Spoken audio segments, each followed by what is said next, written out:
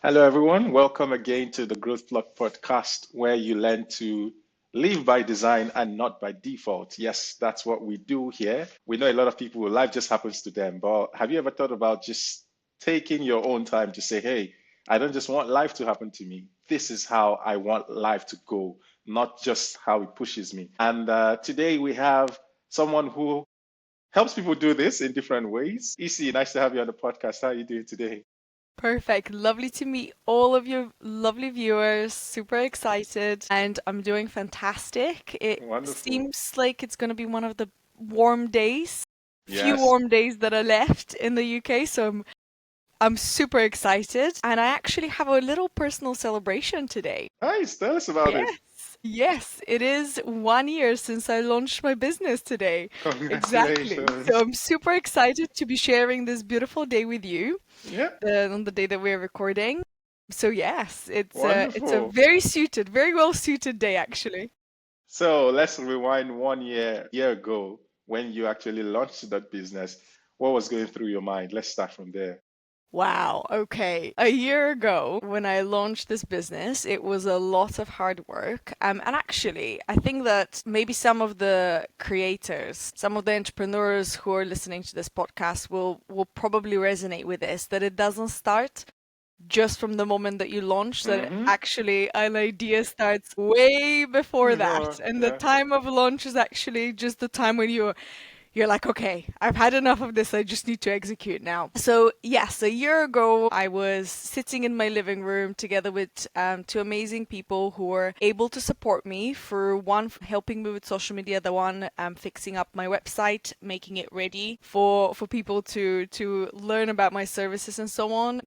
I remember pressing, I even have the video that just went live today on my social media, shows me Interesting. sitting there on the computer, pressing the button and it going live. So it's a fantastic feeling naturally in that moment. And what I was trying to say is that it took me about 2 years, I Mm, think, from the point of when I was thinking about it, when I started kind of building the of the website, and the idea for this was, I think, about 5 years before that. wow.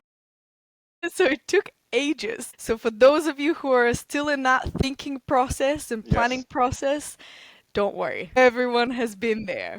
Indeed, indeed, and I can relate as well. When people do stuff, it didn't just happen. Like it took a while. And first of all, the way I see it is there's first your internal battles you need to fight to overcome. Okay, am I really going to do this? What will people think? Am I ready? What if it doesn't work? You need to overcome that phase, and then you go to the next phase where those who really love and care about you will like, hey, are you sure this is the right idea? Out of love, not because they want to discourage you, right? It's because they want to protect you. And that phase also, you need to go past that. And then the final phase where, okay, I don't know whoever is going to be listening to this, but it's fine. I know you have your opinions. I'm here to enjoy that journey. So at least for me, that was like, those were the three stages I had to go through. The first, myself. The second, those who really care and love me, that I know they want the best for me. And then thirdly, then putting out things to the world, that go live button. But we'll come back to that. So who is Isi? Let's start with that. You've talked about your business, and maybe this is a good opportunity for them to know who you are fully and what business do you run.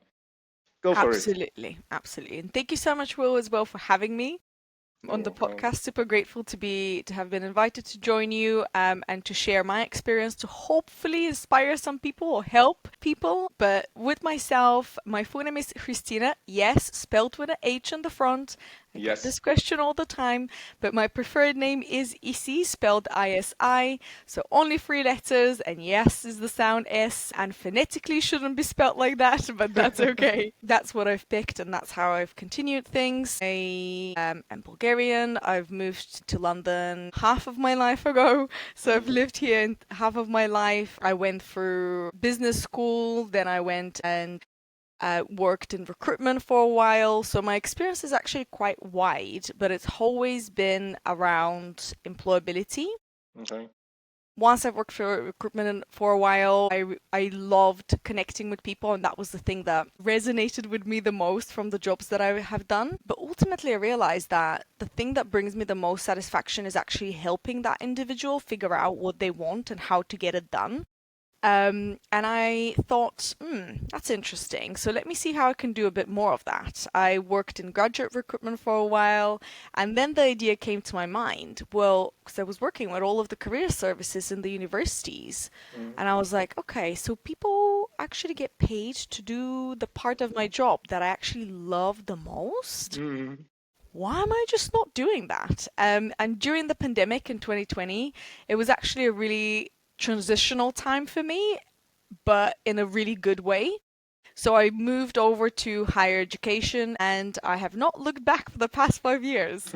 I've worked in higher education, still do, and on the side, I've managed to obtain a coaching qualification, mentoring and coaching qualification, and I've just specialized in neurodiversity coaching as well. So Amazing. kind of leads on to what I do on the side of my daily job, and that is career and neurodiversity coaching. So I always support from the aspect of careers and that kind of development, and any goals that my clients might have when it comes to them developing themselves, either personal or professional goals that they might have. That's the kind of thing that I help out with, and I bring all of those years of confusion and experience that I've gathered along the way to help them out. Wonderful. So a couple of things. You mentioned working full time and still having time to do your coaching. And I know that's not easy because I've tried that before. But I'd like to hear your thoughts on this. Is it possible to balance that? And what does it take to be able to run a business on the side while working full time? Balance is a very interesting word in this sentence, because what does balance look like? I think that it depends on what your goal is in that moment, and realizing that when you're trying to do so many things at the same time, something will give. For me, over the Yes. last year, I was working full time, studying at the same time for my neurodiversity coaching certification, working in my private business, and also managing my social media. And the thing that did suffer was my personal social life. So Mm. there is a balance in the sense that um, you need to do everything in the same time, and you need to be dedicated. If you're not going to be dedicated to something like this, it will be difficult to manage everything. And is it long term sustainable? I don't think it is sustainable long term, but ultimately it is a great, whenever you have a clear goal in your mind of where you want to get and why you're doing something, I think that that won't motivate you to push through. And for sure, it's not easy. I'm not going to lie. It's a balancing act of everything. You Yes. have to be really aware of your personal energy levels. Can you handle another, task as well in the same time? How driven are you in that moment to want to achieve a specific thing? So it's not straightforward, it's not easy, but in the same time, it's really worth it. When you've been dreaming for something for 5 years, like in my case, it was worth it, and I was interested in diving into it. But you need to know when it's going to end, and when you're going to have, Yeah. when you can schedule time off, actually, when you can schedule time to switch everything off your mind and not having to make decisions for a minute and just be. So I think that you kind of need to schedule your downtime really well as well, Yeah. alongside No, everything. I agree. Yeah. And by the way, I'm tempted to ask you, how many are you in one? Because studying, taking certification courses, working, running a business, and that is a lot of work, right?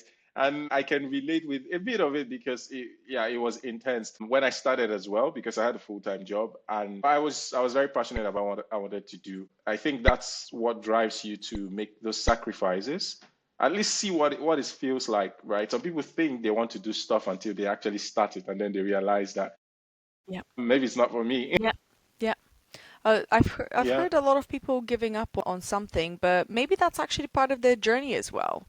Mm. maybe starting it and realizing that it doesn't feel right is also a good thing because you just know that it's not your thing. Very often when I work with my clients, particularly some of my ADHD clients, they have this idea in their mind that they really want to do Mm. something. And the more we explore it for coaching, the clearer it becomes that actually that initial idea that they had maybe is just not the right thing for them. And it's okay. And obviously there is a mini grieving process there when you're giving up on a Yeah. project as well, that it just turns out that it might not be the right project for you in that moment. But in the same time, it's actually really good to have gone, tried, Yes. and had the experience so that you know if you realize that this is not it, then you can come up with something better that is more suited to how you want to build things and how you want to do things as well. I agree with that. Okay, now let's talk life coaching, career coaching, and then neurodiversity coaching.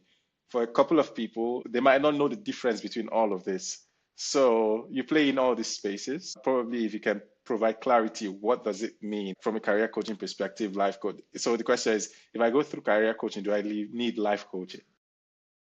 That For example, is a really, yeah. really, really good question. For some people, it won't even make a difference, to be honest with you, because career is a massive part of your life anyway. But for other people, it is life coaching exactly that they need. But if I were to kind of structure it and put things into a little bit more order, so career traditionally, you would speak to a career coach if you get to a point in your life where you might be confused, for example, in the direction that you want to take. You might need some guidance alongside kind of, you might be in between two jobs or two pathways, two career pathways, so you would benefit from that kind of clarity of the career coaching space. You might be looking to be you want to be promoted to the next level, so you want to work with a career coach to kind of help you climb the next step. There could be so many different ways and so many different instances where you might benefit from actually working with a career coach. But in the same time, with some people, actually life coaching tends to overlap a lot with career coaching because ultimately we have so many, we have our family, Mm. we have our careers, we have our friends, and kind of your house and your car and your pets and your children. Those are kind of like the main things that make up life, right? And a lot of the time tends to be, or what you do in the world, your life purpose tends to overlap with your career a lot of the time. So for some people, career coaching could be absolutely life changing for the entirety of their life. And I love to do the following thing with my clients. A lot of the time, if they're not 100% sure exactly what they want to work on, we tend to do a technique called the coaching wheel. And we Okay. look at all the main different areas in someone's life or in their particular life and what is important. Finances obviously is another one of them. What is important in their life? And a lot of the time, even if we pick the career related goal, when we are finished with our 6 session cycle, which is tends to be most of the time the kind of time that we spend on specific goal with a client, a lot of the time, that one thing that we fixed tends to have a Mm. knock-on effect on everything else. Yes. So I don't believe that those two things can be fully separated. Separated. Yeah. I think that there is a lot of overlap in between because I remember working with this client who was particularly interested in gaining a financial goal, reaching a specific financial goal. Straight away you're thinking, well, obviously that's going to be related to careers. For that individual, it was a bit broader than that, Mm. but part of that was their career as well. Part of that was them developing their, certain characteristics internally. And you asked me about neurodiversity coaching as well. Yes. Absolutely, that overlaps with everything else. It just adds another layer of what is it like to do all of those things, do your career from a perspective of a neurodiverse individual. And I'm very happy to disclose I'm a neurodiverse individual myself. I've got Oh, yeah. dyslexia, which has been formalized, and then ADHD, which is my suspicion for ADHD. So I definitely can resonate with my clients on many Mm. occasions, and it takes a while to kind of learn and understand yourself. how you work best in those moments, where your strengths are, where your strengths lie, what gives you energy when it comes to your career, when it comes to you building. Those are a lot of topics that very often come up in neurodiversity coaching, but ultimately you're still focusing on career and you're still focusing on improving the quality of your life as well. So I would not be really separating them. If anything, Mhm. knowing all of these angles and Yeah. all of these aspects just makes for a better experience for both the coach and the coachee. Indeed, indeed. And if we talk neurodiversity a bit now, I think it's relatively recently that people owned up to, hey, this is there. Yeah, I think for a long time, most people did not even have definition to why they couldn't learn certain things in certain ways. But now I think more and more, and you can correct me if I'm wrong, at least from my little experience, but more and more people are more open to see that, okay, there's a way out, right? This is something that I can work on and improve on, and that's where coaches like you come in. But for people who, you mentioned ADHD, you mentioned dyslexia. I think autism falls under that as well, if I'm not mistaken. Yeah, so for people who currently are facing some of the challenges that come with learning or doing things in a certain way, what would you say to them? Let's put it that way. What would you say to them? Because for some people, they just feel like there's nothing I can do about this. Life will just happen, and I just need to watch it happen. From my perspective, maybe there's no help, no way to go about it. So, what would you say to them? And is there something you can share with them to get them up and running, to find their way and realize that hey, they can still design their life as much as possible? Not everything, some things are beyond our control, but as much as possible. Yeah. Absolutely. Thank you so much for that question as well. And as you were saying, yes. So neurodiversity is not just ADHD, autism, and dyslexia. There is a lot more to it, and people sometimes have multiple conditions, like in my case, or have things that used to be defined in one way and then they changed. There sometimes is, the names for different things have changed as well. The diagnosis changes. So there's so much in this space that is still yet to be discovered. But to your question around, is there another way? Or if you feel kind of discouraged in that moment, please don't feel that way. I know that it could be very difficult in some instances. I don't mind sharing a little bit here as well. When I was very young, I displayed very clear signs of dyslexia, but my educators weren't aware. I just simply didn't know that that was a thing or that could be a thing, and that's the way that it could come through. So for me was reading. That was the first thing that was actually really, really evident. And it took me a long time. It took me only for me to get in adulthood for me to actually get a formal diagnosis. And to me personally, that brought a massive relief. And it was something that was a very positive experience for me. Not everyone feels that way because this kind of neurodiversity is quite tends to carry a negative connotation to it still, unfortunately. Although the view is changing and I'm very excited about that. But yes, there's so many ways that you can support yourself nowadays. My big encouragement would be take a pause and take a review of what is it that you're actually good at. Because of there is so much negativity around neurodiversity, I've spoken to people and colleagues in my life who felt very negatively about themselves and felt very poorly because maybe they grew up with this label that was quite a negative label and they were labeled the bad kid and all of these things, and that's really hard to go through. And Yeah. I would just encourage you, please take a moment and think about all the beautiful things that come from your condition, whatever that might be, physical or non-physical disability that you might have. It's really not disabling as much as you might think. Sometimes it is your kind of hidden gem there that you can be really Mm. using. A lot of neurodiverse people are extremely empathetic. They feel things very, very deeply. They also see the world very differently.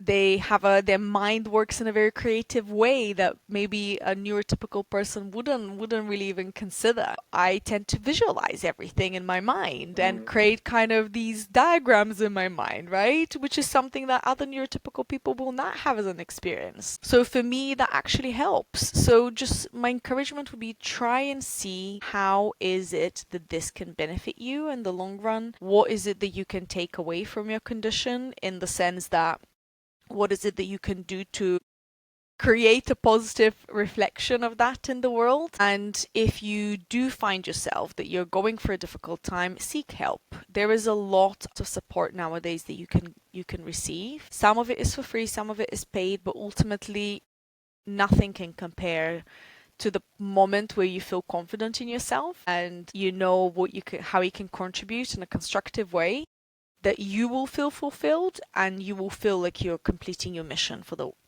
that you might have. I feel like most people have some sort of a purpose in their life, some sort of a mission that drives them. So I think that everyone is kind of looking and searching for that mission at some point. So don't be afraid, do your research, try and understand what is the goodness that you particularly have being a neurotypical or neurodiverse person, and just move forward in that direction. There is enough negativity that we can be looking at, but I don't think that that's the thing we're supposed to be focusing on. Definitely. And first, thank you for explaining. Just even listening to you has given me another perspective to it. I like the fact where you talked about people really seeing, yes, it might be in quote termed as a disability, but there are certain aspects of it that if you really look towards, you can see the positive things there that really sets you apart. Everyone is unique in their own way. That is a popular thing I say to everybody. While we might not all have the same way we influence the world or we affect the world, but we should find out our unique path and really leverage our strength to the best of our abilities. And I think that's what you're doing here, like helping people really discover themselves and walk that path. And this will lead to my next question. Coaching generally, some people think they don't need coaching. Some, yeah, like my life is going well. Do you have your life figured out? How do you coach me if your life is not figured out? Like you hear things like that, right? Like they ask all those questions. Why is coaching important? Let me ask that question to a coach. Why do you think coaching is important? And what can people get from coaching that typically might be difficult for them to just figure out themselves? Yeah, if there's something like that. Thank you for asking me that question. I think that this question, before I dive deeper into the answer specifically, it takes for me to do a little bit of a distinction between what is coaching, what is therapy, what is mentoring, because that very That'll be good. commonly gets twisted up and confused. Mentoring would be when you're speaking with someone who is more experienced in the field that you want to be going into. So you're down here and you're asking a more experienced person to help you out and give you advice. That's mentoring. Therapy is where you're looking at a particular problem that you might have had in your life or a particular situation, and you're working with someone to try and understand the past, what has happened in the past, to explain to yourself what the past was, and to try and rewrite what that meant for you. That is therapy. Coaching, however, is on the other side of that timeline. And although you might have a problem somewhere in the past or something that has happened in the past, you are looking towards the future. So you're working with a coach where you're looking towards the future and how you want to achieve that particular thing that you are aiming for. And to kind of further answer what you were saying is who would benefit. Some people don't need coaching. And that's fine. Not everyone needs coaching. The question is, do you have something in your life that you've been trying to achieve, but you keep failing at? Or you keep telling yourself, oh, I really want this, but I'm scared, I'm not ready. Or you keep talking yourself out of it. That is the time when you would want to work with a coach. If you have a goal in your mind, but you're not sure how you want to reach that goal, then you will benefit from working with a coach. And it's important again to say that that coach that I was just describing, because you were mentioning, oh, you don't have your life figured out. Yeah. My life doesn't have a lot to do with your life in that sense. My task as a coach is not to give you advice. I'm not a mentor, I'm not above you to tell you what to do to pull you up. Neither am I going to be looking at your past deeply and try and unravel things like your wounds from your childhood or anything along those lines. Absolutely not. You're focusing on the future. So a coach is there, they're trained in such a way that they listen very carefully to you specifically, to what is it that you want to achieve, to what is it that you wish to be, what are the things that trigger you in a good way, maybe what are the things that actually guide you in life, what are the things that make you feel good about life, what are the things that might be pain points for you. So they listen very, very carefully to you, and they give you the platform for you to express yourself and to unfold your own thoughts in a way that you wouldn't really ever have done before. One of the things that people say very, very often about coaching, who have never done coaching before and do it for the first time, is that that was the first time in their life that they've actually had anyone listen to their thoughts. Sometimes it's the first time in their life that they listen to their own thoughts. Yes. Anyone created space for their thoughts. And the reason why coaching is so powerful is because you have someone who opens up space for you to come through. There is no judgment. A good coach would never judge you. Yeah. A good coach would never put you down. That's not what they're there for. But they're definitely there to challenge you. They're definitely there to push you forward. I've received coaching on numerous occasions, and the thing that I love to say to my coach is, I really don't like what you're telling me, but I know that what you're telling me is really good.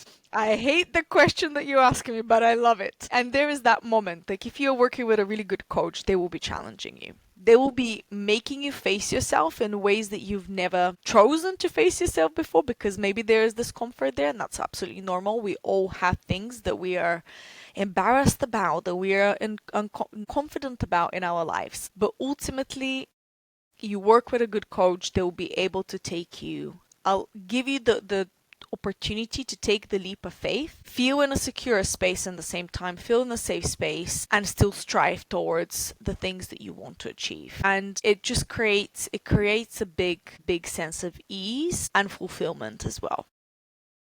Yeah. Thank you for explaining that. I like the way you just put it. So, mentorship is, hey, reach out to someone who has done what you want to do to get advice. Therapy is like backward looking. What happened? How can we get you in a state where that is no longer, it doesn't define you, it doesn't affect your decisions today? While coaching is forward looking. I want to do this, but for some reason I've not been able to do it, but I really want to. And that will lead to my next question. From your experience as a coach, what are some, maybe two, three of the biggest reasons people don't actually do the things they know they want to do? They really know they want to do this stuff. If you ask them, some people, not everyone, can properly articulate, like, I know I want this goal, I want to achieve this, but for some reason, they don't find themselves doing it. So, what are some of the biggest pain points? What are the biggest barrier to actually doing what they know they should be doing? A lot of the time, the thing that stops someone from achieving their goal is one, that they don't give themselves time to think about it in a structured environment. Two, there is some sort of a belief about themselves that makes them not good enough for that goal for some reason, or makes them not enough in some shape or form for themselves. And three, a lot of the time, is they just don't have enough accountability in their life or anyone around them to kind of keep them accountable and pushing forward. I've worked with so many people who have literally said to me, I know I can achieve this, I just can't do it on my own, and I need the accountability. And actually, a lot of the times with neurodiverse people, they tend to need deadlines. So if you're someone who's neurodiverse and you kind of give yourself deadlines, but you have no one to be accountable to, that's really difficult. That's why it's very notorious for neurodiverse people to start a project and to never finish it. But in the same time, it's the same with any other. Neurotypical people do the same thing sometimes as well. It tends to be these ones. You don't have the time. So, You don't, you don't have anyone to be accountable, and you've just never really thought about it properly. Interesting. And I can relate because as a coach, for me, I still feel one of the biggest reasons people don't get things done is that lack of clarity around what they want to really do. So for me, I'm a productivity coach, and one of the things when I discuss with people, usually they come with like 20 things they want to do, 20 of them. So a very simple tool we use is the urgency importance matrix, the Eisenhower matrix. And what we just do is, I know you want to do all of this. Do you need to do it now? Is this critical? Is this something that you should be putting your energy? Because you're one human being. You don't have all the time, you don't have all the energy. You need to prioritize. So that's one space. The other, you mentioned accountability. And I think, like you said, both for neurotypical people and neurodiversity, it affects everybody because a lot of people without that sense of accountability. In fact, the reason why people get their job done is because they have a form of supervision, whether they want it or not. So it compels them to actually go ahead to do that. But in their personal life, since they don't have that structure, most times they just let things slip through. So as part of my coaching is one of the things we put is accountability. So we try to simulate as much as possible the work environment. Obviously not make it that stringent, but that psychology behind it. Absolutely. And then the benefits you get from it. So spot on. Thank you for sharing that. I know that someone will find that useful. And maybe a last question with respect to this is, are there some tools that people can use, like frameworks, any of them you would want to share? I know you mentioned the wheel. I think we call it the wheel of life, where you rank, literally rate different aspects of your life and say, where am I? What part is suffering the most? And maybe that requires the most urgent attention to go based on whatever you prioritize. But are there other tools people can probably just try? Yeah. There are so many other tools that you use in coaching, and I'm not sure if a list will be beneficial, but setting a SMART goal with your coach, that would always be a part of it, or some form of a clear goal. It doesn't have to always be SMART. The grow kind of methodology as well. But I would say that probably the biggest thing, not necessarily thinking of all of these tools and techniques, I tend to work very intuitively with people. Okay. And yes, the tools for someone who is a coach, knowing all the tools and knowing all the background of things is obviously important. But for an individual who's trying to achieve something in their personal life, because that's what I'm getting from you from this question, I wouldn't be so worried about them using a specific technique for something, but it's just try and write down what is it that you want to achieve, even if it's 20 goals, as you said. Write all of them down. And something super simple that I did with one of my clients recently was, okay, so let's take down all of the things that you are considering that you might do as a career. Let's put them down on paper. I would write them down for him, and we've written everything down on one piece of paper, and I had a very simple question to him. Can you tell me now, from 0 to 10, give me a number of how much is this exciting to you? I'll read it out back to you. Tell me, is this exciting to you? From 0 to 10, how exciting it is. Don't think about anything else. Don't think about circumstances. Don't think about how difficult it could be. Don't think about, how many steps it might take. Don't think about, just, is it giving you life? Is it making you excited? You can't really do a job or work towards something that you're not really passionate about. And essentially, once we clarify that, now the next step is to work our way backwards from this thing. And again, it doesn't have to be this thing. It might be that you come up with other ideas, but ultimately, you come up with which one is your, the greatest one, which one is the one that you're most attracted to, and you start working your way backwards from there. What will it take for you to get to that point? Do you need to, do you need to study more? Do you need to do, what are the steps? And then that just slowly but surely creates your plan for you. Sometimes it's just a matter of what excites you. What is the thing that gives you life? And work towards that. Okay. Thank you for sharing. And we've come to the end. Thank you so much for spending your 1 year anniversary with us. My pleasure. As the last question, what do you do for fun outside of coaching? Yes, sorry if I put you on the spot, but let's hear you. What do you do for fun? How do you try to refresh, reset, and just come back better each week, each day, each month? What do you do? What's your favorite thing?